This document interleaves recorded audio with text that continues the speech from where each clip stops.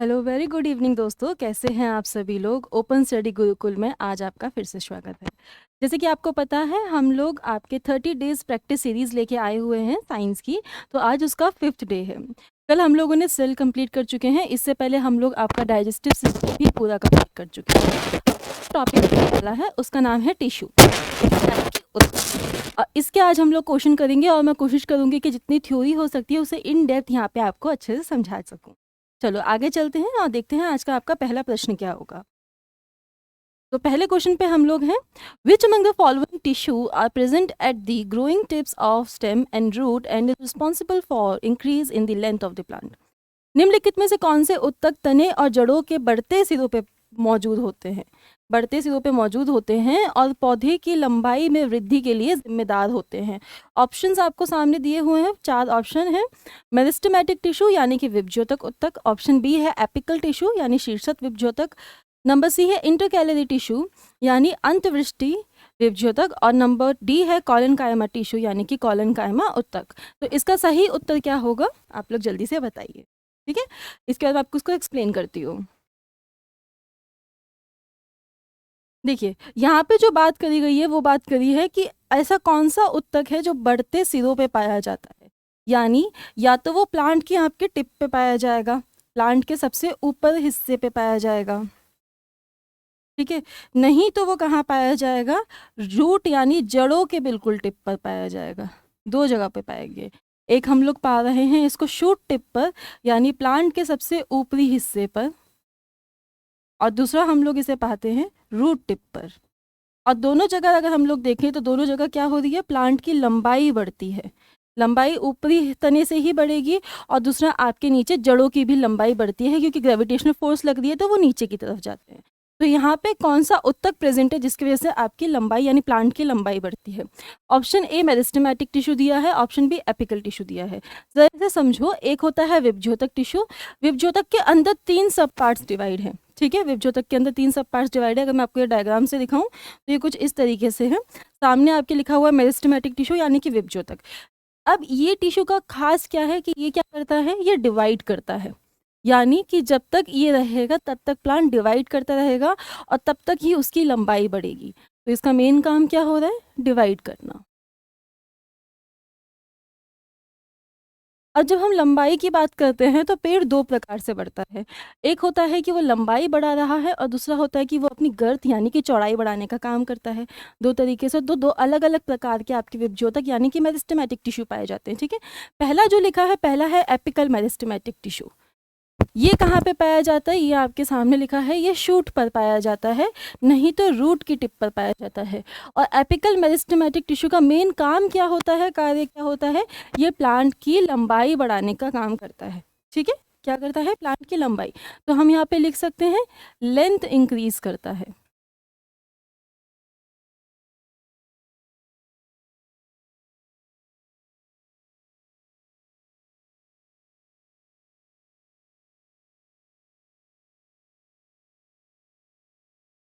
लंबाई बढ़ाने का कार्य करता है।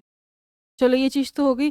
दूसरा, अगर मैं आपसे बोलूँ कि जब भी हम लोग बात करेंगे पौधे की लंबाई बढ़ने के बारे में, तो हम उसे एक और नाम से बुलाते हैं, उसका नाम होता है प्राइमरी ग्रोथ, ठीक है। प्राइमरी की मतलब कि सबसे इम्पॉर्टेंट ग्रोथ है ये प्लांट के केस में। एक सेकेंडरी होती है, वो जब बोलते हैं जब हम लोग गर्थ यानी चौड़ाई इंक्रीज करने की बात करते हैं।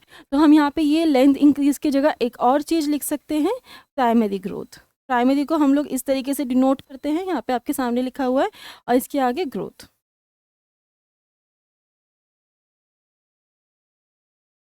ठीक है। तो यहाँ से हमें पता चल गया कि आपका जो मेरिस्टेमेटिक विभज्योतक है उसमें एपिकल एक उसका पार्ट है, और यही एपिकल प्लांट की लंबाई बढ़ाने में मदद कर रहा है, और यही इसके टिप्स पे पाया जाता है। तो यहाँ पे इसके अकॉर्डिंग इसका सही आंसर क्या जाएगा, इसके अकॉर्डिंग इसका सही आंसर होगा option B, apical meristematic tissue यानी कि शीर्षक विभज्योतक उत्तक।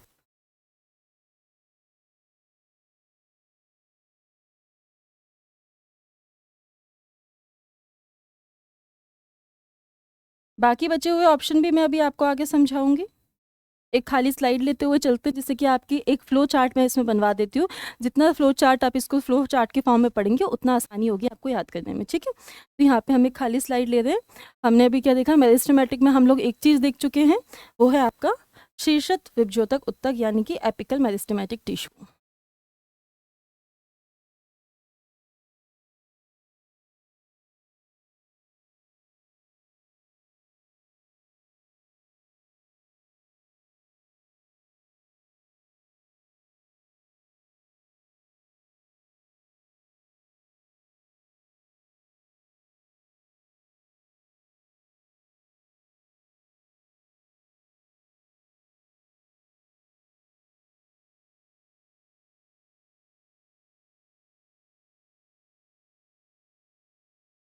इसका काम क्या था, प्राइमरी ग्रोथ करना यानी कि प्लांट की लंबाई को बढ़ाना।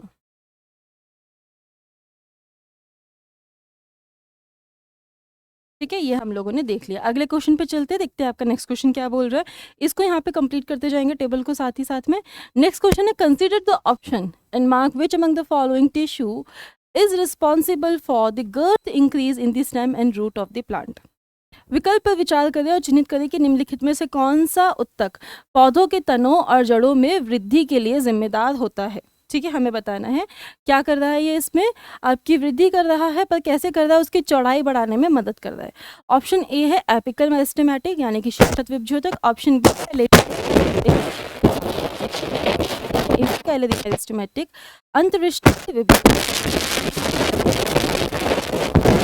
इसमें आपका सही उत्तर क्या होगा, पहले तो हम एलिमिनेशन लगा देते हैं सीधा।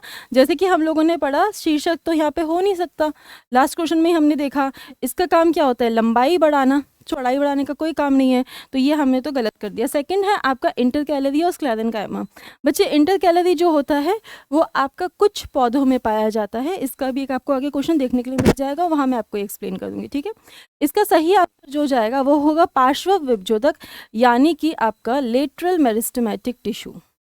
अब ये मेरिस्टेमेटिक टिश्यू का यानी कि विभज्योतक उत्तक का दूसरा हिस्सा है। पहला हमने देखा था एपिकल, शीर्षक था, और ये आपका दूसरा है जो इसका नाम क्या है, लेटरल। इसको एक और नाम से जाना जाता है और वो नाम होता है कैम्बियम टिश्यू।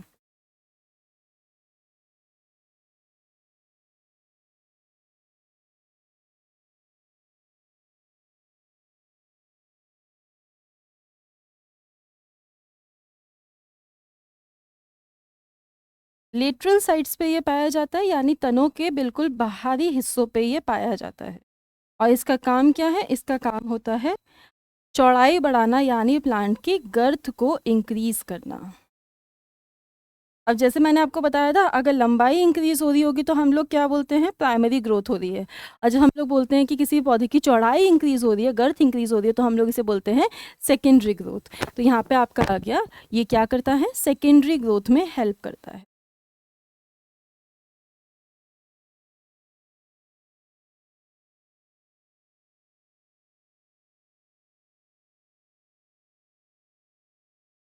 चलो, आपके सामने आपका सेकंड क्वेश्चन भी क्लियर हो चुका है। अगले क्वेश्चन पे चलते हैं, क्वेश्चन नंबर 3।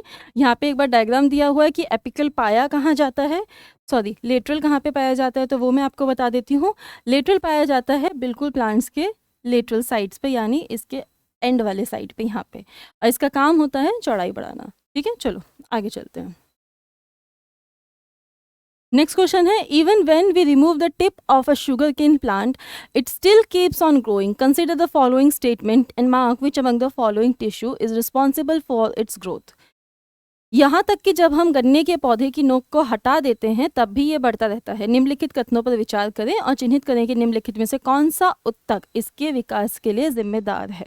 तो यहाँ पे क्या बताया जा रहा है, जैसे हम लोगों ने देखा एपिकल कहाँ पाया जाता है, टिप पर पाया जाता है, और वही क्या कर रहा है, लंबाई बढ़ाने का काम कर रहा है। क्वेश्चन भी क्या बोल रहा है, क्वेश्चन भी यही बोल रहा है कि शुगर केन जो गन्ने का पौधा है, अगर हम उसकी टिप भी तोड़ देते हैं, ऊपर का हिस्सा भी तोड़ देते हैं, तब भी उसकी लंबाई इंक्रीज होती जा रही है। ऐसा क्यों हो रहा है, क्योंकि अकॉर्डिंग टू एपिकल हमने क्या करा, उसका एपिकल टिश्यू खत्म कर दिया, तो लंबाई नहीं बढ़नी चाहिए, पर इस केस में लंबाई बढ़ती जा रही है। ऐसा क्यों हो रहा है, तो इसके लिए हमें एक नोट करके लिखना है। आप नोट करके साथ के साथ लिखिए इसे।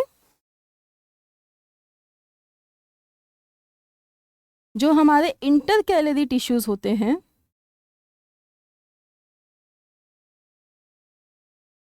ये क्या है, ये मेरिस्टेमेटिक का तीसरा हिस्सा है। ठीक है, ये कहाँ पाए जाते हैं, ये कुछ केसेस में पाए जाते हैं, कुछ प्लांट्स में पाए जाते हैं, सम प्लांट्स में ये पाए जाते हैं। और जिन पौधों में ये पाए जाते हैं वो कैसे होते हैं, वो होते हैं ग्रास लाइक प्लांट्स, यानी कि वो पौधे जो घास जैसे होते हैं, जैसे बैम्बू हो गया, शुगर केन हो गया, और खुद घास भी इसमें, ग्रास भी इसमें इंक्लूडेड होती है। तो सम प्लांट्स जिनकी कैटेगरी क्या है, ग्रास लाइक, उनमें ये पाए जाते हैं। आपको 3 एग्जाम्पल ही ध्यान रखने हैं। पहला एग्जाम्पल है शुगर केन, यानी गन्ने का पौधा। दूसरा एग्जाम्पल है बैम्बू, यानी कि बांस। और तीसरा एग्जाम्पल है ग्रास। ये 3 आपको ध्यान रखने हैं। और जैसे आपको सामने नाम दिख रहा है इंटर कैलरी, इस नाम को अगर मैं 2 हिस्सों में तोड़ूंगी तो देखो 2 हिस्से बन के आते हैं। एक आपका होता है इंटर, यानी कि बीच में, और कैलरी वर्ड होता है किसी परमानेंट चीज़ के लिए। ठीक है, परमानेंट चीज़ है वो, अब जो जिस टिश्यू के बीच में वो है वो कभी डिवाइड नहीं कर सकता। तो होता क्या है, अगर हम लोग ये ग्रास का स्ट्रक्चर बनाया आपके लिए तो कुछ इस तरीके से होगा। घास की लंबाई अपने आप बढ़ती रहती है, पर वो कुछ जगहों से बढ़ सकती है और कुछ जगहों से नहीं बढ़ सकती। ये चीज़ आपको ध्यान रखनी है।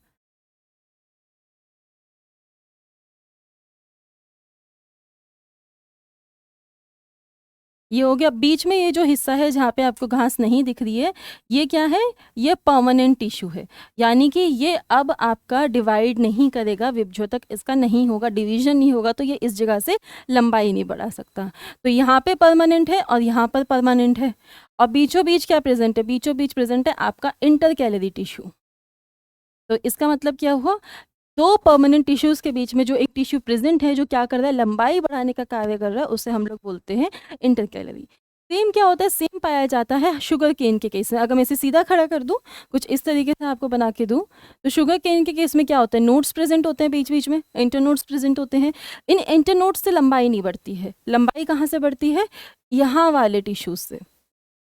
और ये देखा होगा कि इनको छीलना भी बहुत मुश्किल होता है। क्यों, क्योंकि ये बहुत ज़्यादा परमानेंट यानी कि रिजिड टाइप के टिश्यूज़ हैं जो अब डिवाइड नहीं कर रहे हैं। तो यहाँ पे इसका सही आंसर क्या होगा, इतनी एक्सप्लेनेशन के बेसिस पे, कैम्बियम होगा, लेटरल होगा, एपिकल होगा, या इंटरकैलरी होगा। तो इसका सही उत्तर होगा इंटरकैलरी, यानी कि आपका अंतर्वृष्टि विभज्योतक।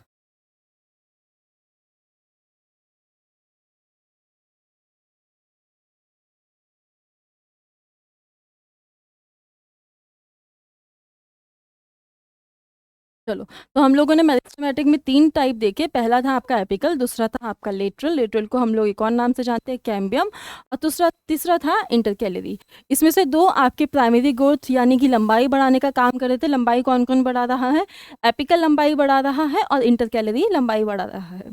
इंटरकैलरी कुछ ही प्लांट्स में पाया जाता है, और वो 3 आपको जो नाम ध्यान रखने हैं वो है शुगर केन, गन्ने का पौधा हो गया, बैम्बू बांस हो गया, और घास ग्रास हो गई। ठीक है, और जब हम बात करते हैं लेटरल की, तो लेटरल को हम एक और नाम से जानते हैं कैम्बियम। इसका काम क्या होता है, सेकेंडरी ग्रोथ करना, यानी कि प्लांट की चौड़ाई बढ़ाना, गर्थ को इंक्रीज करना। तो तीनों किस प्रकार के हैं, तीनों वो हैं जो आपके डिवाइड करते हैं। ठीक है, डिवाइड करते हैं। ये चीज़ आपको समझ आ गई होगी।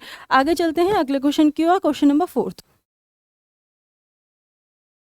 Fill in the blank choosing the correct option. यहाँ पे हमें सही ऑप्शन बताना है। The meristematic tissue have dense dash when compare to permanent tissue. सही विकल्प चुनकर रिक्त स्थान पूर्ति करें। स्थायी उत्तक की तुलना में मेरिस्टेमेटिक उत्तकों में घने डैश होते हैं। क्या चीज़ घनी होती है, क्या चीज़ डेंस होती है, वो हमें बतानी है। तो ऑप्शन ए है रूट्स, ऑप्शन बी है साइटोप्लाज्म, ऑप्शन सी है प्रोटोप्लाज्म यानी कि जीव द्रव्य, और ऑप्शन डी है न्यूक्लियस। तो बच्चे एक चीज़ समझो, अब इसको समझो, यहाँ पे कुछ समझने वाला पॉइंटर आ गया आपके लिए। जब हम बात करते हैं मेरिस्टेमेटिक टिश्यू की, विभज्योतक उत्तक की, तो एक चीज़ है कि ये क्या कर रहा है, कंटिन्यूअसली डिवाइड कर रहा है। ठीक है, यानी कि तुरंत ही तुरंत क्या हो रहा है, अपने आप को 2 भागों में तोड़ता जा रहा है, तोड़ता जा रहा है, तोड़ता जा रहा है। अब इस केस में इसे क्या चाहिए, बहुत ज़्यादा ऊर्जा यानी कि एनर्जी चाहिए। और ये एनर्जी बनती कहाँ पर है, ये बनती है माइटोकॉन्ड्रिया के अंदर। और ये माइटोकॉन्ड्रिया कहाँ पे प्रेजेंट है, ये प्रेजेंट है साइटोप्लाज्म के अंदर। ठीक है, कोशिका द्रव्य के अंदर ये प्रेजेंट है। तो आपको कुछ पॉइंटर्स ध्यान रखने हैं, नोट करके लिखिएगा इन पॉइंटर्स को। मेरिस्टेमेटिक के टर्म में हम लोग लिखवा रहे हैं।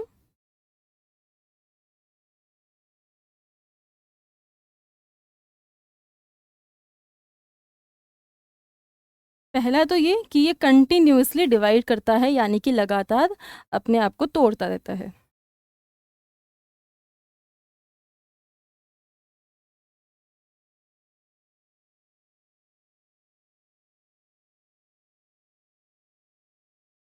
ठीक है। दूसरा ऑप्शन है इसका कि ये जब कंटिन्यूअसली डिवाइड कर रहा है तो क्या ये खाना स्टोर करेगा?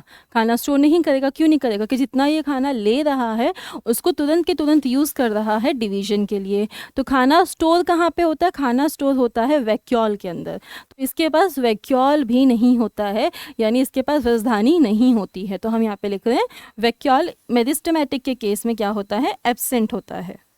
Vacuole is absent. ठीक है, राजधानी यहाँ पे एब्सेंट है। ऑप्शन सी जो न्यूक्लियस होता है इसके पास, यानी कि केंद्रक होता है, वो केंद्रक कैसा होता है? वो बहुत ज़्यादा बड़ा होता है। क्यों बड़ा होता है? जितना बड़ा न्यूक्लियस होगा उतनी आसानी से डिवीजन हो पाएगा। ऐसा क्यों? क्योंकि प्लांट सेल के केस में या किसी भी सेल जो डिवाइड करने वाला होता है उसकी जो डिवीजन होती है वो हमेशा कहाँ से शुरू होती है? वो शुरू होती है केंद्रक से। ठीक है, केंद्रक जितना बड़ा होगा डिवीजन उतनी आसानी से होगा। तो ऑप्शन थर्ड आपके इसमें आ जाएगा कि इसका जो न्यूक्लियस है, यानी कि जो केंद्रक है, वो बहुत ज़्यादा बड़ा है। ठीक है। अब इसे इतनी सारी ऊर्जा के लिए क्या चाहिए? साइटोप्लाज्म यानी कि कोशिका द्रव्य बहुत ज़्यादा घना चाहिए। घना क्यों चाहिए? जितना ज़्यादा घना होगा उतनी ज़्यादा केमिकल एक्टिविटीज़ हो पाएंगी, और जितनी ज़्यादा केमिकल एक्टिविटीज़ हो पाएंगी उतनी ज़्यादा एनर्जी उत्पन्न हो पाएगी। इस वजह से यहाँ पे साइटोप्लाज्म जो है यानी कि कोशिका द्रव्य वो कैसा है? डेंस है।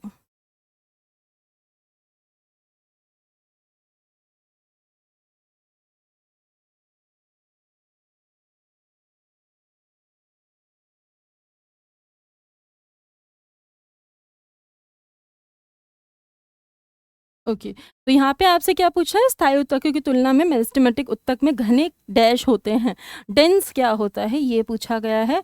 तो अब आप इतने सारे पॉइंटर्स से तो आंसर बता दोगे, जड़ें, साइटोप्लाज्म, जीव द्रव्य या नाभिक। तो इसका सही उत्तर क्या होगा? इसका सही उत्तर होगा आपका ऑप्शन बी, साइटोप्लाज्म यानी कि कोशिका द्रव्य।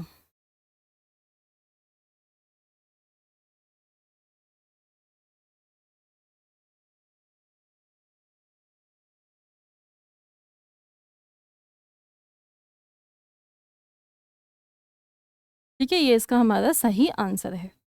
और अगर आप लोगों को पीपीटी या पीडीएफ चाहिए तो आप ओपन स्टडी गुरुकुल का टेलीग्राम चैनल सब्सक्राइब कर सकते हो, वहाँ पे आपको सारी पीपीटीज एंड पीडीएफ्स मिल जाएंगी। ठीक है बच्चे, चलो आगे चलते हैं अगले क्वेश्चन की और। नेक्स्ट क्वेश्चन देखते हैं। नेक्स्ट क्वेश्चन क्या है? नेक्स्ट क्वेश्चन है, consider the following statement and mark which among the following is the composition of cell wall of meristematic tissue. निम्नलिखित कथनों पर विचार करें और चिन्हित करें कि निम्नलिखित में से कौन सा विभज्योतक ऊतक की कोशिका भित्ति का संगठन होता है। तो क्या होगा? लिग्निन होगा, प्रोटीन होगा, लिपिड होगा या सेल्यूलोज होगा।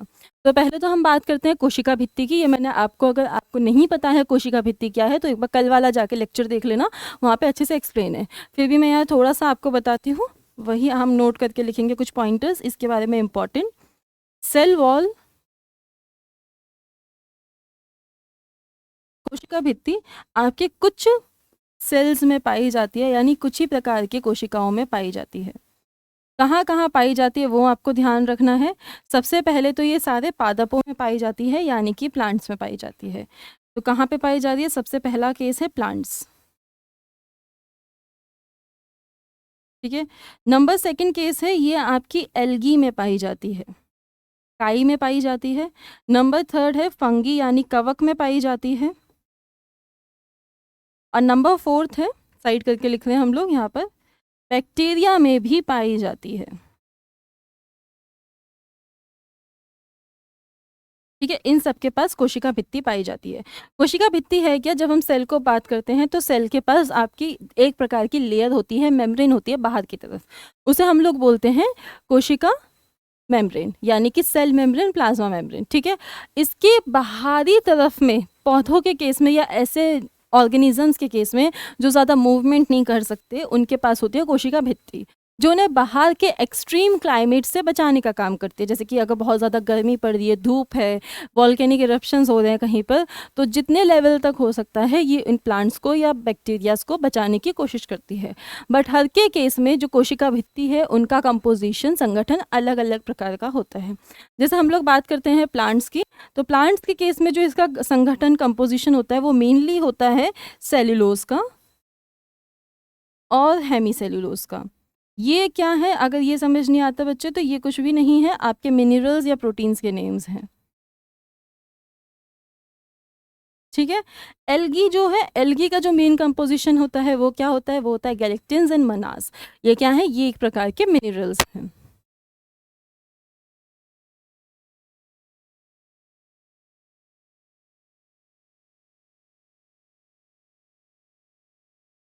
फंगई, फंगई तो बहुत इंपॉर्टेंट है, क्वेश्चन भी आ चुका है कि जो आपकी कवक यानी फंगई होती है उसकी कोशिका भित्ति का इंपॉर्टेंट संगठन यानी कि इसका मेजर कंपोजिशन क्या है, तो इसका मेजर कंपोजिशन होता है काइटिन।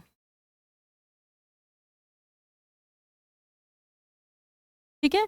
और जो हम बैक्टीरिया की बात करते हैं तो बैक्टीरिया का जो मेन कंपोजिशन है, संगठन है, वो क्या है,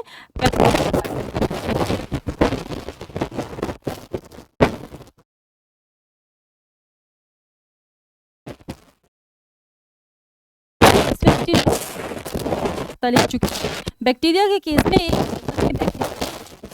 कोशिका भित्ति नहीं है, यानी वो क्या है, वो सारे बैक्टीरिया का एक्सेप्शन है, उसके पास कोशिका भित्ति नहीं पाई जा रही है, तो वो आपको ध्यान रखना है, उसका नाम क्या है, वो है माइकोप्लाज्मा।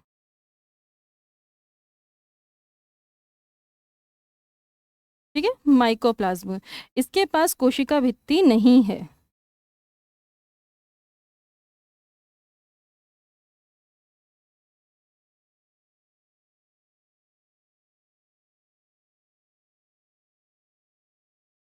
और ये क्या है, एक प्रकार का बैक्टीरिया है। माइकोप्लाज्मा के बारे में एक और इम्पॉर्टेंट पॉइंटर बता दूं तो ये पूरे जगत में यानी पूरी यूनिवर्स में सबसे छोटा सूक्ष्म जीव है, यानी एक सिंगल सेलुलर है जो क्या है, सबसे छोटा है। इसका साइज कितना है, इसका साइज है 0.3 माइक्रोमीटर। जब माइकोप्लाज्म की साइज बात करते हैं तो ये होता है 0.3 माइक्रोमीटर। और ये क्या है, आपका स्मॉलेस्ट यूनिसेल्युलर ऑर्गेनिज्म, एक कोशिकीय जीव है।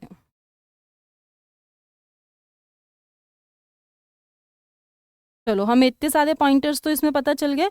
अब क्वेश्चन पे आ जाते हैं। क्वेश्चन पे पूछा है कि विभजोतक उत्तक, अब भाई विभजोतक की बात कर लो या किसी भी प्लांट सेल में किसी की भी बात कर लो, जब कोशिका भित्ति की बात आ रही है तो उसका मेन कंपोजिशन हमेशा क्या होगा, सेल्यूलोज या हेमी सेल्यूलोज रहेगा। ऑप्शन में हेमी सेल्यूलोज तो दिया नहीं है, ऑप्शन में हमें क्या दिया हुआ, सेल्यूलोज दिया है ऑप्शन डी में। तो इसका सही आंसर क्या होगा, इसका सही आंसर होगा ऑप्शन डी, सेल्यूलोज। तो इसको हम लोग मार्क कर देते हैं, your correct answer will be option D, cellulose.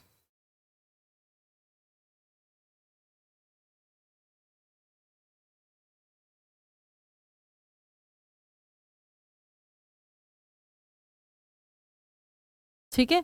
अगर मैं आपसे पूछूं लिपिड, यहाँ पे लिपिड लिखा है, प्रोटीन लिखा है, लिग्निन लिखा है, लिग्निन तो मैं अभी नहीं बताऊंगी क्योंकि इसका एक और क्वेश्चन आने वाला है आगे, पर हम बाकियों के बारे में बात कर सकते हैं, यानी प्रोटीन और लिपिड्स के बारे में थोड़ी सी हम लोग बात कर सकते हैं। तो जब हम बात करते हैं प्रोटीन्स की, प्रोटीन्स किस में पाया जाता है, तो प्रोटीन आपका पाया जाता है प्लाज्मा मेम्ब्रेन में, यानी कि कोशिका झिल्ली में पाया जाता है। ठीक है, तो प्रोटीन और लिपिड दोनों ही आपकी कोशिका झिल्ली में पाई जाती है। बट लिपिड के केस में आपको ध्यान रखना है, लिपिड एक खास प्रकार का होता है, फॉस्फोलिपिड, यानी इसके आगे फॉस्फेट जुड़ा होता है। ठीक है, फॉस्फोलिपिड और प्रोटीन ये दोनों कहाँ पे पाए जाते हैं, ये दोनों पाए जाते हैं आपकी सेल मेम्ब्रेन में।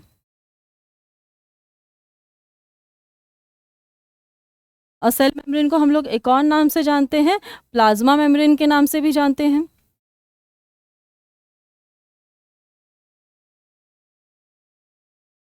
और प्लाज्मा मेम्ब्रेन को भी हम लोग एक और नाम से जानते हैं, जिसको हम लोग क्या बोल देते हैं, सिलेक्टिवली परमिएबल मेम्ब्रेन।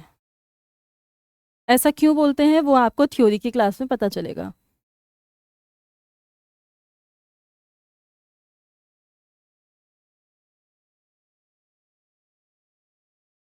ठीक है, हिंदी में इसे बोला जाता है कोशिका द्रव्य, सॉरी कोशिका झिल्ली।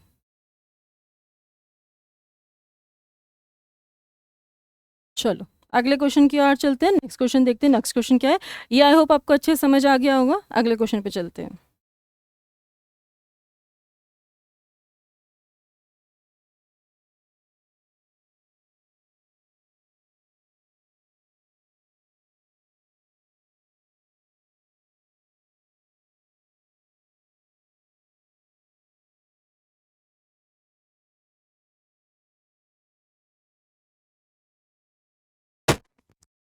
चलो तो नेक्स्ट क्वेश्चन है question number 5। Consider the following statement regarding the meristematic tissue and mark which among the following is incorrect. विभजतक उत्तक के संबंध में निम्नलिखित कथनों पर विचार करें और चिन्हित करें कि निम्नलिखित में से कौन सा गलत है। पहला है, किसके बारे में बात कर रहे हैं हम लोग, बात कर रहे हैं यहाँ पे विभजोतक उत्तक यानी कि मेरिस्टेमेटिक टिश्यू। और मेरिस्टेमेटिक टिश्यू कौन से होते हैं, जो क्या कर सकते हैं, डिवाइड कर सकते हैं। ऑप्शन ए दिया है, उनके पास सघन साइटोप्लाज्म होता है, यानी कि उनके पास डेंस साइटोप्लाज्म होता है। अब ये मैंने थोड़ी देर पहले आपको समझाया था कि इनके पास डेंस साइटोप्लाज्म होता है, और क्यों होता है, क्योंकि इन्हें केमिकल एक्टिविटीज़ करनी है, बहुत ज़्यादा ऊर्जा चाहिए। और बहुत ज़्यादा ऊर्जा क्यों चाहिए बच्चे, क्योंकि इसे क्या करना है, डिवाइड करना है। तो ये स्टेटमेंट तो सही है, इट्स करेक्ट। तो यहाँ पे हम लिख देते हैं कि ऑप्शन ए तो करेक्ट है। हमें पता क्या करना है, हमें पता करना है कि इनकरेक्ट कौन सा है। ऑप्शन ए आपका करेक्ट है। ऑप्शन बी, उनके पास पतली सेलुलोज की दीवार और प्रमुख नाभिक होते हैं। जैसे मैंने बताया था, प्रमुख यानी कि यहाँ पे क्या है, बहुत बड़ा नाभिक होता है, यानी बहुत बड़ा न्यूक्लियस होता है। इसके अलावा जो उनकी सेल वॉल होती है, उसका नेचर कैसा होता है, उसका नेचर बहुत ही ज़्यादा थिन होता है। थिन क्यों होता है अगर ये पूछा जाए, क्योंकि डिवीजन आसानी से हो सकता है। ठीक है, जितना ज़्यादा ये पतला होगा उतना अच्छा इसका डिवीजन होगा। तो इसे आपका सेकंड ऑप्शन भी बिल्कुल करेक्ट है। तो ये भी हमने देखा, ऑप्शन बी भी हमारा क्या है, करेक्ट है। बात करते हैं ऑप्शन सी की, इसमें रसदानियों की कमी होती है। बिल्कुल रसदानियाँ नहीं होती हैं। क्यों नहीं होती हैं, क्योंकि मेरिस्टेमेटिक यानी कि विभजोतक उत्तक आपका किसी भी प्रकार से खाना स्टोर कर ही नहीं पाता है। खाना स्टोर नहीं कर पाएगा तो खाना स्टोर करने वाली जगह की भी ज़रूरत नहीं है। वो जगह कौन सी है, वो है वैक्यूल यानी कि रसधानी। रसधानी है तो खाना स्टोर होगा, नहीं है तो नहीं होगा। तो ये भी बिल्कुल सही है। विभजोतक उत्तक खाना स्टोर नहीं करते हैं, इसलिए उनके पास रसधानियाँ नहीं पाई जाती हैं। ठीक है, ऑप्शन डी उपरोक्त में से कोई भी गलत नहीं है, बिल्कुल सही, कोई भी गलत नहीं है। तो हमारा सही आंसर क्या है, सही आंसर है ऑप्शन डी। ऊपर दिए गए सारे के सारे हमारे सही ऑप्शंस हैं। ठीक है, तो यहाँ पे हम लोग मार्क कर देते हैं ऑप्शन डी को।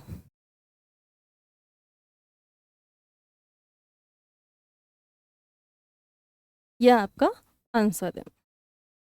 इसमें अगर कोई भी डाउट हो तो आप लोग कमेंट सेक्शन में लास्ट में अपने डाउट्स लिख सकते हो। ठीक है बच्चे।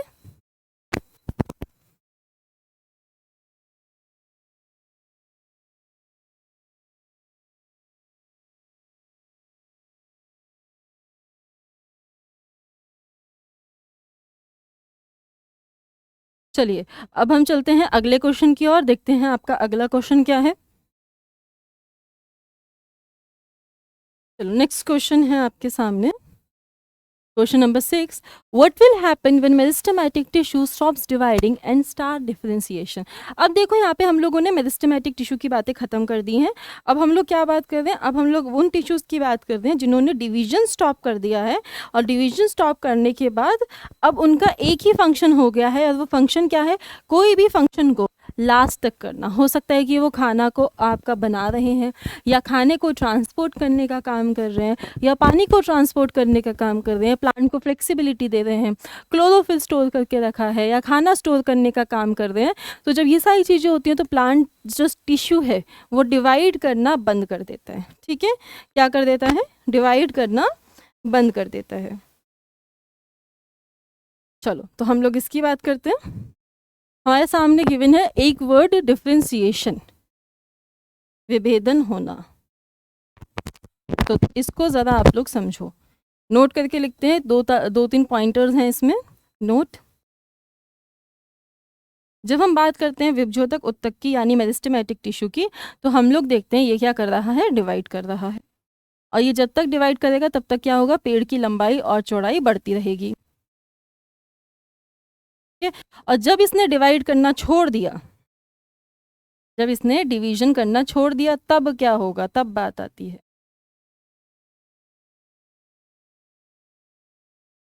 जब डिवीजन स्टॉप होता है तो मेरिस्टेमेटिक टिश्यू लेता है आपका एक प्रॉपर फंक्शन। अब उसकी शेप चेंज नहीं होगी, अब वो डिवाइड नहीं होगा और एक फंक्शन प्रॉपर ले लेगा। तो यहाँ पे हमने क्या देखा, एक परमानेंट फंक्शन आ जाता है उसके पास, यानी अब वो पूरी जिंदगी एक ही काम करेगा।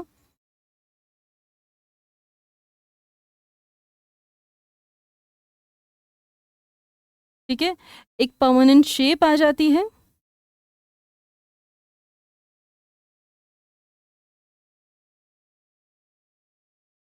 और जब ऐसा होता है तो हम बोलते हैं कि यहाँ पे क्या हो गया है, डिफ्रेंसिएशन स्टार्ट हो गया है, यानी कि विभेदन शुरू हो गया है।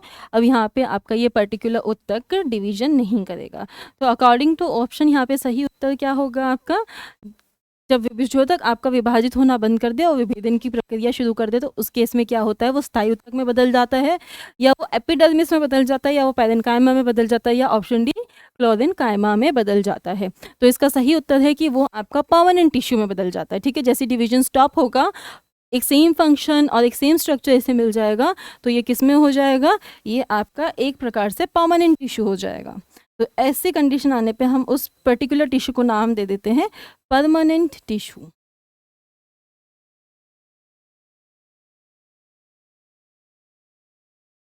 यानी कि स्थायी उत्तक। तो इसका सही उत्तर क्या है, इसका सही उत्तर है आपका ऑप्शन ए, स्थायी उत्तक।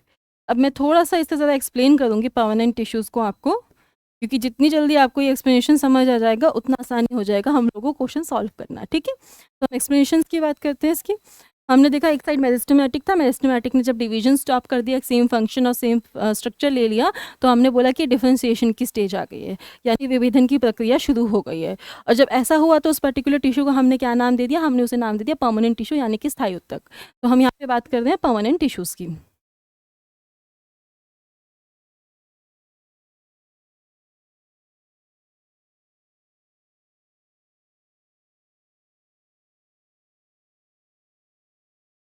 परमानेंट टिश्यू आपके दो प्रकार के होते हैं बच्चे, एक होते हैं सिंपल परमानेंट टिश्यू और दूसरे होते हैं आपके कॉम्प्लेक्स। तो हम बात कर रहे हैं पहले सिंपल परमानेंट टिश्यू की। ये भी आपको इनके क्वेश्चंस मिल जाएंगे तो और आपको अच्छे से समझ आ जाएगा। सिंपल परमानेंट टिश्यू, और इसका दूसरा टाइप होता है आपका कॉम्प्लेक्स परमानेंट टिश्यू।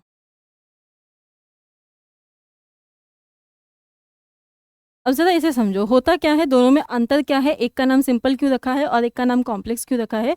इस केस में ये हो रहा है कि जब प्रॉपर टिश्यू आपका एक ही प्रकार के सेल से बना होगा, सिर्फ एक सिंगल टाइप ऑफ सेल पाया जाएगा, तो हम टर्म दे देते हैं उसे सिंपल परमानेंट टिश्यू। ठीक है, और किसी किसी केस में क्या होता है, एक फंक्शन करने के लिए एक से अधिक सेल्स की ज़रूरत पड़ती है, यानी कि हो सकता है सेल्स का शेप अलग हो सकता है या स्ट्रक्चर थोड़ा बहुत डिफरेंट हो सकता है। ठीक है, और वो फंक्शन पर एक ही करेंगे, तो उस केस में हम उसे नाम क्या दे देते हैं, complex permanent tissue. Simple permanent tissue के अंदर 3 सब पार्ट्स आते हैं, तो उन 3 सब पार्ट्स को हम लोग लिख लेते हैं। सबसे पहला होगा आपका पैरेन्काइमा, इसमें जो ए होता है वो है पैरेन्काइमा।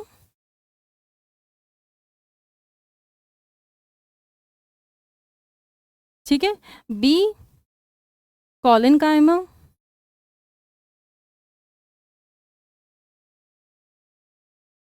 सी स्क्लेरेन्काइमा। और जो यहाँ पे आपको पॉइंटर ध्यान रखना है वो ये ध्यान रखना है कि पैरेन्काइमा और कॉलेनकाइमा तो आपकी जीवित कोशिकाएं हैं, यानी कि लिविंग सेल्स हैं, ये दोनों तो आपके जीवित कोशिकाएं हैं। पर जो आपकी स्क्लेरेन्काइमा हम लोगों ने लिखी है ये कैसी है, ये है मृत कोशिका, यानी कि ये आपकी डेड सेल है। ठीक है, अब इसमें एक इम्पॉर्टेंट पॉइंटर, मज़े का पॉइंटर ये भी है कि जो आपका पैरेन्काइमा गिवन है, पैरेन्काइमा के भी 2 पार्ट्स हैं, इसके भी 2 पार्ट्स हैं। तो अगर हम लोग नंबर 1 इसमें लिखें तो पहला हो जाता है इसका एरेन्काइमा, यानी ऐसे उत्तक जो अपने अंदर हवा भर के रखते हैं। इनके आगे क्वेश्चंस आएंगे तो मैं आपको और थोड़ा सा डेप्थ में बता दूंगी। और इसका दूसरा पार्ट होता है ऐसे उत्तक जो क्या कर सकते हैं, आपका क्लोरोफिल रखते हैं और फोटोसिंथेसिस की यानी प्रकाश संश्लेषण की प्रक्रिया कर सकते हैं। ठीक है, तो उसको हम लोग बोल देते हैं क्लोरेन्काइमा। ध्यान रखना दोनों का नाम अलग अलग है, इसमें क्लोरेन्काइमा है और यहाँ जो नीचे इसका बी पार्ट लिखा है वो कॉलिन कायमा है, दोनों अलग अलग हैं, ठीक है। कॉम्प्लेक्स की बात करें, कॉम्प्लेक्स में कौन कौन से आएंगे, तो वो इसमें दो आते हैं आपके, एक होता है जाइलम और दूसरा होता है फ्लूएम।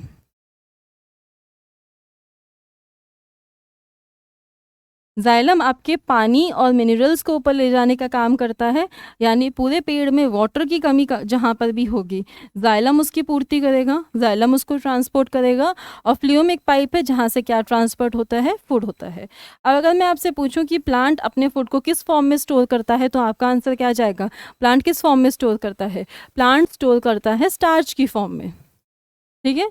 तो इसका जो फूड होता है बच्चे वो स्टार्च की फॉर्म में स्टोर्ड होता है। ये चीज़ आपको समझ आ गई है। क्वेश्चन पे चलते हैं, क्वेश्चन आपके सामने आगे है, आगे है ये रहा। Which one of the following options correctly describes the permanent tissue that takes a fixed shape, size and function? निम्नलिखित में से कौन सा विकल्प स्थायी उत्तकों का सही वर्णन करता है और एक निश्चित आकार, आकार और कार्य करता है। अब जैसे मैंने आपको बताया था कि जब भी एक निश्चित आकार और फंक्शन, कार्य इनके पास आ जाता है तो उसे हम उस प्रकार की प्रक्रिया को हम लोग क्या बोलने लगते हैं, डिफरेंशिएशन बोलने लगते हैं, ठीक है, यानी कि विभेदन की प्रक्रिया बोलने लगते हैं। तो इसका सही आंसर क्या है, इसका सही आंसर है ऑप्शन सी।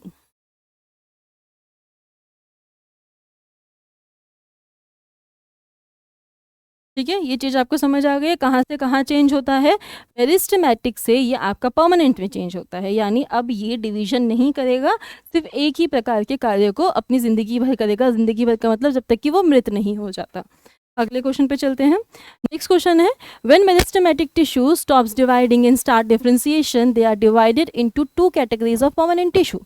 जब विभज्योतक उत्तक विभाजित होना बंद कर देते हैं और विभेदन शुरू कर देते हैं तो उन्हें स्थायी उत्तकों की दो श्रेणियों में विभाजित किया जाता है। पहला है double permanent tissue and simple permanent tissue, दूसरा है simple permanent tissue and complex permanent tissue. Option C बोल रहा है कि दोनों ए और बी सही हैं और ऑप्शन डी बोल रहा है कि उपरोक्त में से कोई भी सही नहीं है। तो इसका सही उत्तर क्या होगा, अभी अभी हम लोगों ने देखा है, ऐसा किस केस में होता है बच्चे, उस केस में होगा जब आपका मेरिस्टेमेटिक प्रक्रिया शुरू कर दी है। तो जब वो ऐसा करता है तो दो प्रकार से होता है, एक होता है सिंपल और दूसरा होता है परमानेंट। यानी कि एक आपका क्या है, एक है आपका सरल स्थायी और दूसरा है जटिल स्थायी उत्तक। तो ऑप्शन बी हमारा बिल्कुल सही आंसर है। इसको मैं एक्सप्लेन नहीं कर रही क्योंकि अभी थोड़ी देर पहले मैंने आपको ये इन डेप्थ अच्छे से समझाया है। तो इसका सही उत्तर क्या है, ऑप्शन बी।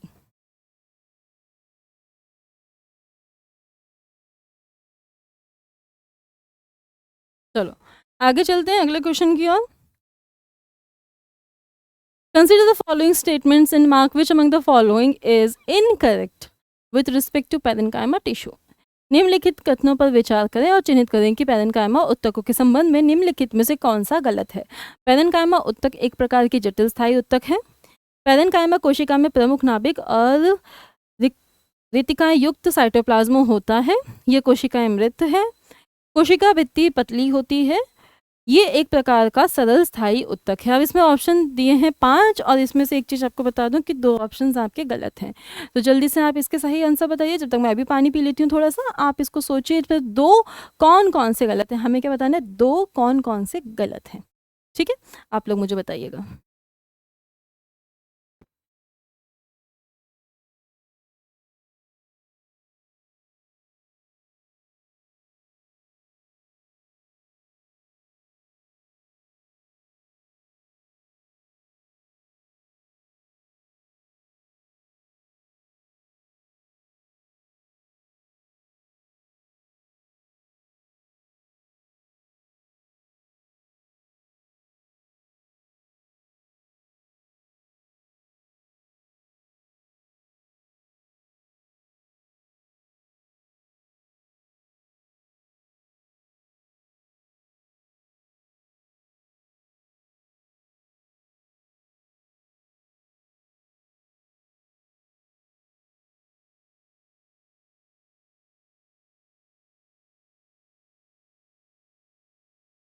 चलो तो हम लोग इसकी बात करते हैं। यहाँ पे आपके अकॉर्डिंग टू पैरेन्काइमा कौन कौन सा सही जाना है।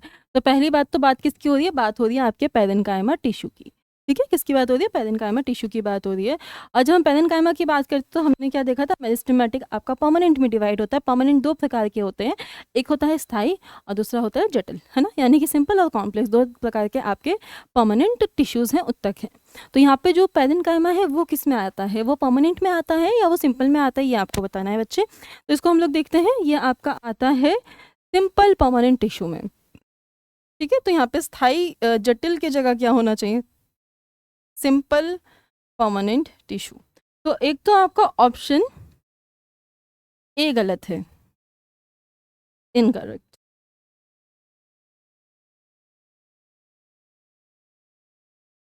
ठीक है, उसके बाद यदि हम बात करें ऑप्शन बी की, तो ऑप्शन बी पे हम लोग बात करते हैं पैरेन्काइमा कोशिका में प्रमुख नाभिक और रीति का युक्त साइटोप्लाज्म होता है। बिल्कुल सही है। इसका जो न्यूक्लियस है वो थोड़ा सा बड़ा है बाकी परमानेंट टिश्यू के कंपैरिजन में। यहाँ पे जो न्यूक्लियस पाया गया है वो कैसा है? वो थोड़ा सा बड़ा पाया जाता है। ठीक है, तो ये स्टेटमेंट तो बिल्कुल सही है कि यहाँ पे जो न्यूक्लियस है, नाभिक यानी केंद्रक है, वो कैसा है? प्रमुख है। ठीक है, और आपकी यहाँ पे क्या प्रेजेंट है? वैक्यूल्स बहुत ज़्यादा बड़ी अमाउंट में प्रेजेंट है। क्यों प्रेजेंट है? क्योंकि पैरेन्काइमा का मेन फंक्शन ही होता है फूड को स्टोर करना। ठीक है, तो यहाँ पे हम लोग बोल रहे हैं कि वैक्यूल्स प्रेजेंट हैं, यानी रसधानियाँ प्रेजेंट हैं।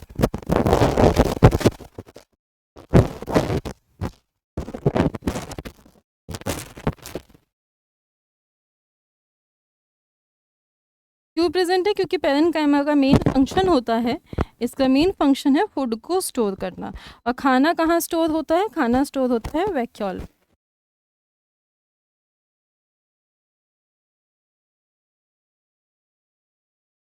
ठीक है बच्चे, चलो ऑप्शन सी की बात करते हैं। ये कोशिकाएं मृत होती हैं, तो मैंने जैसे आपको 3 लिखवाई थी, एक पैरेन्काइमा थी, एक कॉलेन्काइमा थी और एक स्क्लेरेन्काइमा थी। उसमें से मैंने बताया था कि मृत कौन सी है? मृत है हमारी स्क्लेरेन्काइमा। तो पैरेन्काइमा क्या थी? जी। तो ऑप्शन सी, तो ऑप्शन सी में क्या थी? ये मृत नहीं होती हैं, ये मृत कोशिका होती है। तो हम यहाँ लिख देते हैं इनकरेक्ट।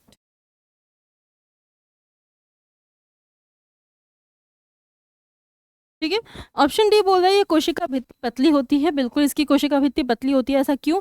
क्योंकि ये अभी अभी मेरिस्टेमेटिक से परमानेंट में चेंज हुआ है, तो इसकी कोशिका भित्ति को थोड़ा स्ट्रांग होने में टाइम लगता है। इसकी कोशिका भित्ति आपकी पतली है। तो ये स्टेटमेंट भी क्या है?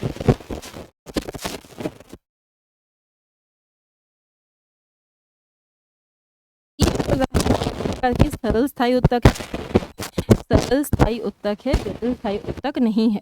तो इसमें से जो गलत है वो कौन कौन से हैं? एक तो आपका ऑप्शन ए और एक आपका ऑप्शन सी। और ये हमने अच्छे से समझ भी लिया कि इनमें गलतियां क्या हैं।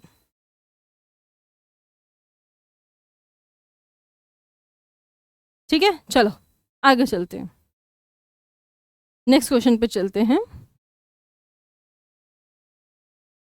अगला क्वेश्चन है आप लोगों के सामने, main function of parenchyma simple permanent tissue is. Parenchyma सरल उत्तक का मुख्य कार्य क्या है? ये परफॉर्म करते हैं फोटोसिंथेसिस, ये प्रकाश संश्लेषण करते हैं, ये प्रोवाइड करते हैं प्रोटेक्शन टू द प्लांट, ये प्लांट को प्रोटेक्शन देते हैं यानी कि उन्हें सुरक्षा प्रदान करते हैं, ये खाने को स्टोर करते हैं, भोजन का भंडारण करते हैं, या ये आपकी स्ट्रेंथ प्रोवाइड करते हैं, शक्ति प्रदान करते हैं। तो बच्चे जैसे हम लोगों ने बात करी थी, पैरेन्काइमा के 3 प्रकार होते हैं, 2 प्रकार होते हैं सॉरी, एक होता है एरेन्काइमा और एक होता है क्लोरेन्काइमा। इन दोनों के फंक्शंस अलग अलग हो जाते हैं। ठीक है, क्या हो जाता है? फंक्शन अलग अलग हो जाते हैं इन दोनों के। तो अगर हम लोग इसके बारे में बात करें थोड़ी सी आप लोगों की, यहाँ पे पैरेन्काइमा का मेन फंक्शन होता है कि ये भोजन का भंडारण करते हैं, यानी कि ये फूड स्टोरेज का काम करते हैं। और जब भोजन का भंडारण करेंगे तो कहाँ पे करेंगे? ये एक बार और फिर से आप मुझे बता दीजिए। ये भोजन का भंडारण करते हैं वैक्यूल में, यानी कि रसधानियों में।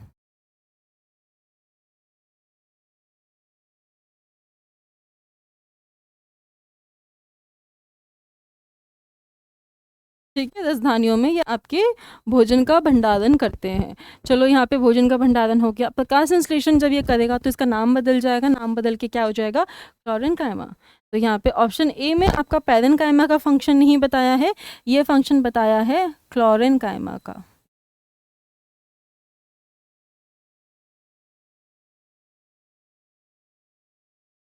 ठीक है, ऑप्शन बी बोल रहा है पौधों को सुरक्षा प्रदान करते हैं। ये सुरक्षा वाला फंक्शन होता है एपिडर्मिस का, यानी पौधों की सबसे बाहरी परत परत का। ठीक है, और ऑप्शन डी में बताया शक्ति प्रदान करते हैं, तो शक्ति प्रदान करने का काम करता है स्क्लेरेन्काइमा। तो हमारा सही उत्तर क्या है? हमारा सही उत्तर है ऑप्शन सी, कि ये क्या कर रहे हैं, भोजन का भंडारण करने में मदद कर रहे हैं। चलो अगले क्वेश्चन की ओर चलते हैं। लीजिए आपके सामने ये रहा अगला क्वेश्चन, जल्दी से पढ़िए। Question number 11, parenchyma containing chlorophyll is known as. अभी अभी बताया है, क्या बोला जाएगा? पेरेन्काइमा जिसमें क्लोरोफिल होता है उसे किस नाम से जाना जाता है या क्या कहलाता है, ये हम लोगों को बताना है। चलिए, ऑप्शन ए है कॉलिन कायमा के नाम से, ऑप्शन बी है क्लोरिन कायमा के नाम से, ऑप्शन सी है एरन कायमा के नाम से, या ऑप्शन डी है नन ऑफ दी अबव। तो इसका जो बिल्कुल सही आंसर है वो आप लोगों को पता है क्या है, अभी अभी हमने डिस्कस करा था। सही आंसर है क्लोरिन कायमा। यही क्या करता है, यही आपका प्रकाश संश्लेषण यानी फोटोसिंथेसिस में मदद करता है। यानी ये ही उत्तक है जो पौधों में क्या बनाने के लिए काम कर रहा है, फूड बनाने के लिए काम कर रहा है। क्लोरिन कायमा क्यों है इसका नाम? क्योंकि इसके पास प्रेजेंट होता है क्लोरोफिल।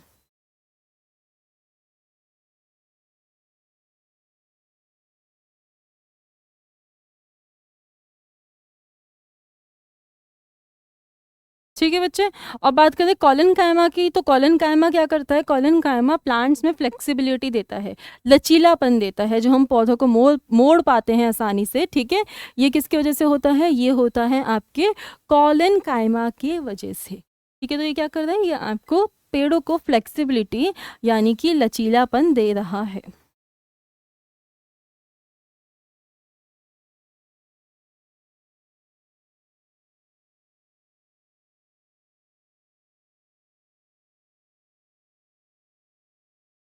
ठीक है, और बात करें एरन कायमा की, तो ये क्या करता है, ये बोइंसी प्रोवाइड करता है। बोइंसी का मतलब है कि पौधों को पानी के अंदर तैरने में मदद करता है, क्योंकि यहाँ पे क्या होता है, इनके सेल के अंदर एयर भरी हुई होती है, हवा होती है, जो मदद करती है इन कोशिकाओं को पानी के ऊपर तैरने पे। ठीक है, अगला क्वेश्चन देखते हैं। नेक्स्ट क्वेश्चन क्या है? नेक्स्ट क्वेश्चन ये रहा आपकी स्क्रीन पे, question number 12, in the of aquatic plants which provide them buoyancy is known as what type of tissue। जलीय पौधों पौधों में पैरेन्काइमा में मौजूद बड़ी वायु गुहाओं में गुहाएं जो उन्हें उछाल प्रदान करती हैं, किस प्रकार के उत्तक के रूप में जानी जाती हैं? Option A chlorenchyma, option B aerenchyma, option C sclerenchyma, option D meristematic उत्तक यानी कि विभज्योतक उत्तक। बताइए इसका सही आंसर क्या होगा?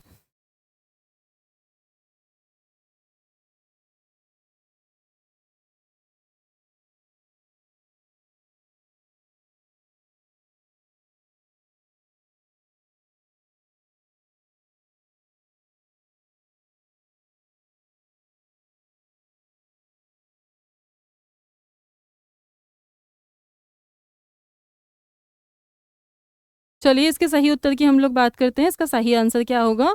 तो बच्चे जब हम इसके सही आंसर की बात करेंगे, तो ये किसकी बात कर रहा है कि इसके पास क्या प्रेजेंट है, बॉयंसी प्रोवाइड कर रहा है, यानी जलीय पौधों को उछाल प्रदान करता है। ठीक है, और ये जलीय पौधों को हम लोग और किस नाम से जानते हैं, इन्हें हम लोग जानते हैं हाइड्रोफाइट्स के नाम से।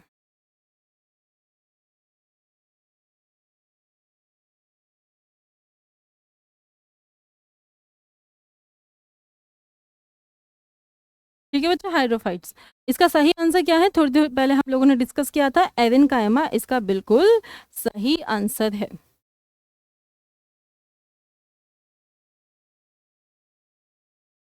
एरिन कायमा।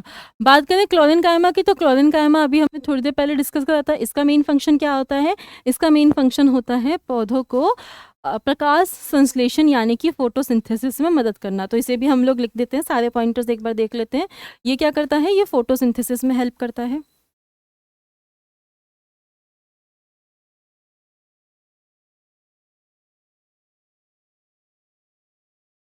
ठीक है, प्रकाश संश्लेषण में मदद करता है।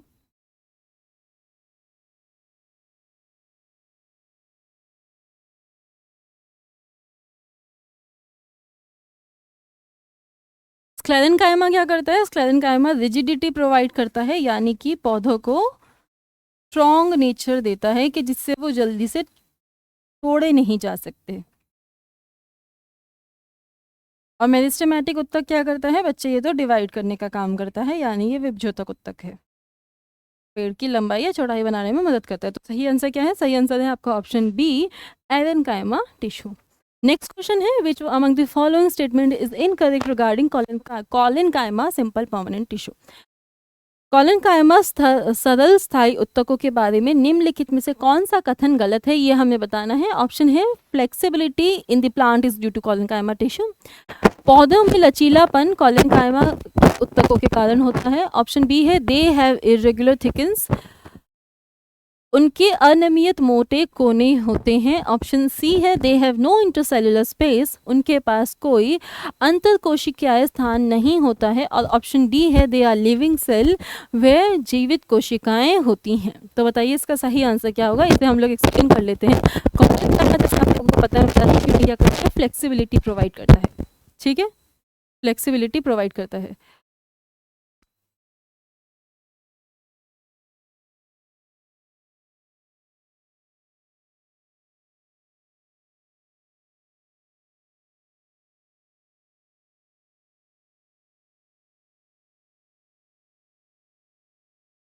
इसका सही उत्तर अगर हम लोग देखें तो क्या होगा? जब हम कॉलेनकाइमा के बारे में बात करते हैं तो कॉलेनकाइमा में आपका क्या होता है? ये प्रोवाइड करता है लचीलापन, ठीक है, लचीलापन। जैसे कि आपके घरों में बेल होती है, बेल के केस में क्या होता है कि वो लचीलेपन की वजह से ऊपर चढ़ पा रही है, उनके पास टेंड्रिल होती है। अगर आपने मटर की बेल देखी होगी तो मटर की बेल के पास क्या होता है?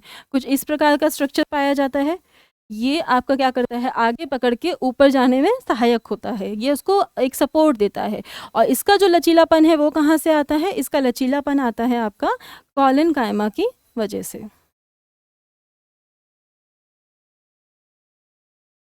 ठीक है, कॉलेनकाइमा की वजह से आता है। तो ऑप्शन ए बिल्कुल सही है। उनके पास इरेगुलर थिकन कॉर्नर्स होते हैं, यानी कि अनियमित मोटे कोने होते हैं, बिल्कुल सही। इनके कोने अनियमित मोटे होते हैं। ऐसा क्यों होता है? क्योंकि कोनों में आपके दूसरे इंपॉर्टेंट मिनरल्स यहाँ पे आके जम जाते हैं। जब ऐसा होता है तो जो इनके कॉर्नर्स होते हैं, यानी कि जो इनके बाहरी कॉर्नर्स होते हैं वो थोड़े से मोटे हो जाते हैं। तो ये बिल्कुल सही है ऑप्शन बी भी। उनके पास कोई अंतरकोशिकीय स्थान नहीं होता है, यानी इंटरसेलुलर स्पेस नहीं होता है। इंटरसेलुलर स्पेस होता है, ठीक है, पर बहुत कम होता है। इंटरसेलुलर स्पेस इज प्रेजेंट, पर बहुत ही छोटी अमाउंट में प्रेजेंट होता है। तो स्थान नहीं होता है कि जगह होना चाहिए, होता है पर बहुत ही ज़्यादा कम होता है, लेस होता है, ठीक है। और ऑप्शन डी है, वे जीवित कोशिकाएं होती हैं, बिल्कुल सही है। कॉलेनकाइमा आपकी जीवित कोशिकाएं हैं। तो प्रूफ में से आपका गलत कौन सा है? गलत है ऑप्शन सी, स्टेटमेंट हमारा गलत है। तो यही क्या है? इस क्वेश्चन का आपका आंसर है। चलो आगे चलते हैं अगले क्वेश्चन की और देखते हैं नेक्स्ट क्वेश्चन आपका क्या है। यहाँ पे स्टेटमेंट पे लिखा है, the flexibility in plant is due to another permanent tissue. Flexibility किसके वजह से हो रही है? कॉलेनकाइमा के वजह से हो रही है। यहाँ पे लिखा हुआ है, it allows bending of various plants of plant like tendrils and stems of climbers without breaking them. Tendrils जो मैंने अभी आपको बताया था, कुछ इस प्रकार का स्ट्रक्चर होता है, इसे हम लोग क्या बोलते हैं? टेंड्रिल बोलते हैं। और क्लाइंबर्स मतलब कि बेलों में, ऐसी बेल जो ऊपर की तरफ चढ़ती हैं, ठीक है। It also provides mechanical support, और ये इन प्लांट्स को सपोर्ट भी प्रोवाइड करता है। We can find this tissue in leaf stalks below the epidermis. इसको हम लोग लीव स्टॉक में पाते हैं, मतलब कि अगर ये आपका लीफ है तो इसके नीचे वाले हिस्से को हम लोग बोलते हैं स्टॉक। यहाँ पर ये पाया जाता है, यहाँ पर भी क्या दे रहा है? लचीलापन दे रहा है, और साथ ही साथ रिजिडिटी भी प्रोवाइड करता है, ठीक है। The cell of the tissue are living, जीवित है, इलोंगेटेड है, इरेगुलर थिकेड है, यानी कि जीवित है, थोड़ी लंबा इनका स्ट्रक्चर होता है, और साथ ही साथ इनके जो कोने होते हैं वो कैसे होते हैं? हल्के से मोटे होते हैं at the corners, and there is very little intercellular space, और इनके पास बहुत ही कम इंटरसेलुलर यानी कि अंतरकोशिकीय स्पेस प्रेजेंट होता है, ठीक है। तो चलो आज के लिए हम इतना ही रखेंगे। यहाँ पे आपका प्लांट टिश्यूज ऑलमोस्ट कंप्लीट होता है, बाकी का बचा हुआ हम लोग कल वाले लेक्चर में करेंगे। हैव अ नाइस डे, टाटा, बाय बाय।